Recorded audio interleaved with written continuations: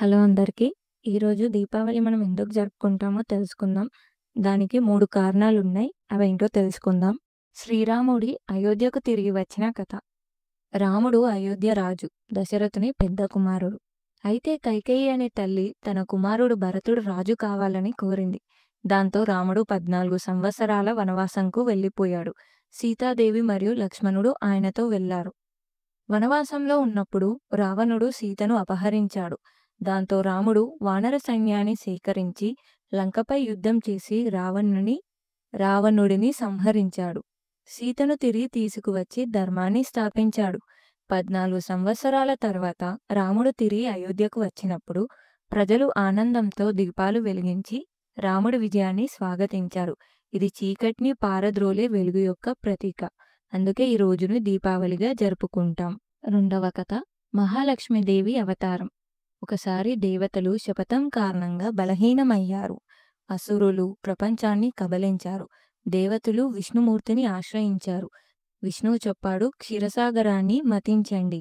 దేవతలు అసురులు కలిసి మందర పర్వతాన్ని మతన దండగా, వాసుకి నాగుని తాడుగా ఉపయోగించారు. మతనం జరుగుతుండగా అనేక దివ్య వస్తువులు వెలువడ్డాయి. చంద్రుడు, ధన్వంతరి, ఉచ్చైశ్రవ, గుర్రం, కామధేను, చివరికి మహాలక్ష్మీదేవి కమల పువ్వుపై వెలుగుతూ ప్రత్యక్షమయ్యింది. ఈరోజు ప్రపంచమంతా ప్రకాశించింది. దేవతలు ఆమెను ఆరాధించారు. లక్ష్మీదేవి సంపద, సౌభాగ్యం, సంతోషాన్ని చిహ్నమయ్యింది. ఆ రోజు నుంచే ప్రజలు లక్ష్మీ పూజ చేయడం ప్రారంభించారు. మూడవ కథ, నరకాసుర వధ కథ. నరకాసురుడు భూమిదేవి కుమారుడు.